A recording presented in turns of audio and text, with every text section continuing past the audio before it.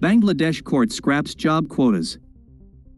After deadly unrest, Bangladesh's top court has scrapped most of the quotas on government jobs that had sparked violent clashes across the country that have killed more than 100 people. A third of public sector jobs had been reserved for the relatives of veterans from the country's war for independence from Pakistan in 1971. But now the court has ruled just 5% of the roles can be reserved for veterans' relatives. The government has not yet responded to the ruling.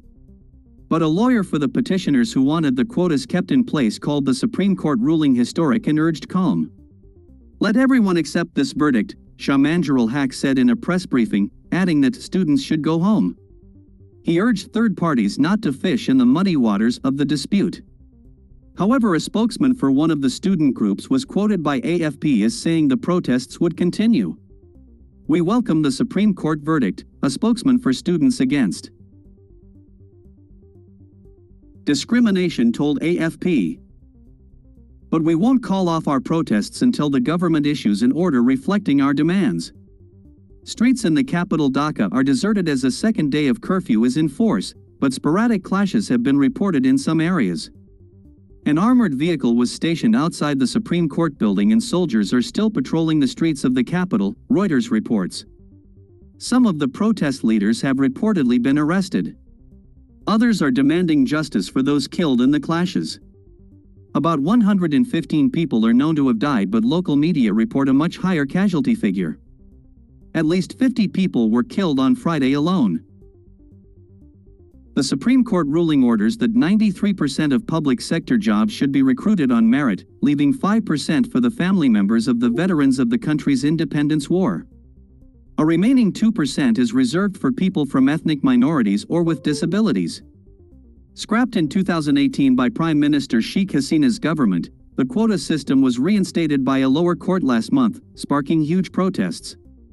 The government responded with a harsh crackdown, including a curfew and a communications blackout. Protest coordinators say police and the student wing of the governing Awami League, known as the Bangladesh Chhatra League, have been using brutal force against peaceful demonstrators. The government denies this. Bangladesh is one of the fastest growing economies in the world, but that growth has not translated into jobs for university graduates. Estimates suggest that around 18 million young Bangladeshis are looking for jobs. University graduates face higher rates of unemployment than their less educated peers. Why is the Bangladeshi government facing so much anger?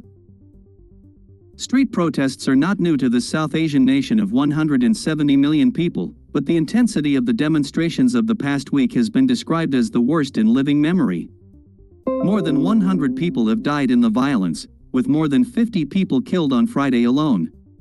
The government has imposed an unprecedented communications blackout, shutting down the internet and restricting phone services.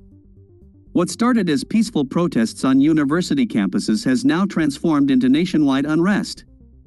Thousands of university students have been agitating for weeks against a quota system for government jobs. A third of public sector jobs are reserved for the relatives of veterans from the country's war for independence from Pakistan in 1971. The students are arguing that the system is discriminatory and are asking for recruitment based on merit. Protest coordinators say police and the student wing of the governing Awami League, known as the Bangladesh Chhatra League, have been using brutal force against peaceful demonstrators, triggering widespread anger. The government denies these allegations. "It's not students anymore. It seems that people from all walks of life have joined the protest movement," Dr. Samina Lutfa, assistant professor of sociology in the University of Dhaka, tells the BBC. The protests have been a long time coming. Though Bangladesh is one of the fastest growing economies in the world, experts point out that growth has not translated into jobs for university graduates. Estimates suggest that around 18 million young Bangladeshis are looking for jobs. University graduates face higher rates of unemployment than their less educated peers. Bangladesh has become a powerhouse of ready-to-wear clothing exports. The country exports around $40 billion worth of clothes to the global market. The sector employs more than 4 million people, many of them women. But factory jobs are not sufficient for the aspiring younger generation. Under Prime Minister Sheikh Hasina's 15-year rule, Bangladesh has transformed itself by building new roads, bridges, factories, and even a metro rail in the capital Dhaka.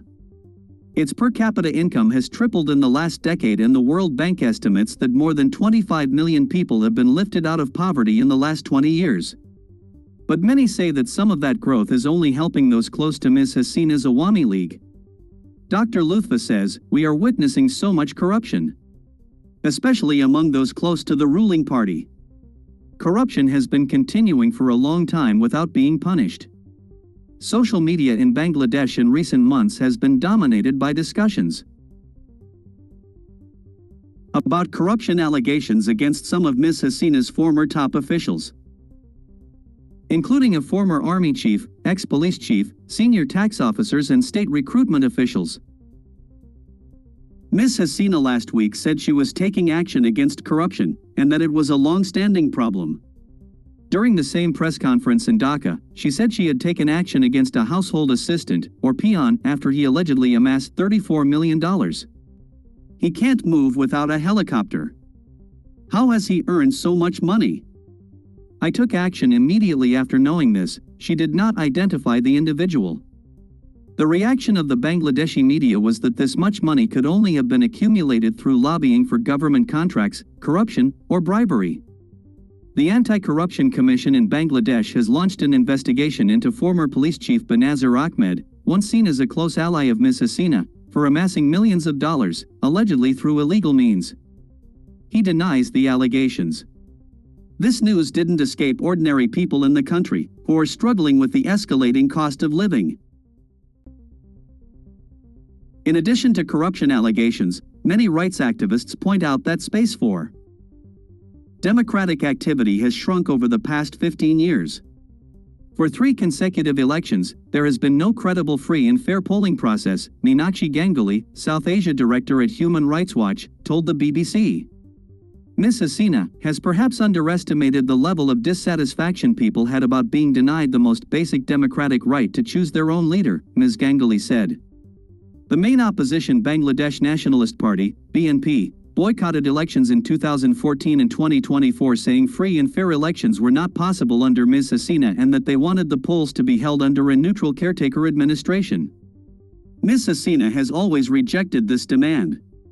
Rights groups also say more than 80 people, many of them government critics, have disappeared in the past 15 years, and that their families have no information on them. The government is accused of stifling dissent in the media, amid wider concerns that Sheikh Hasina has grown increasingly autocratic over the years. But ministers deny the charges.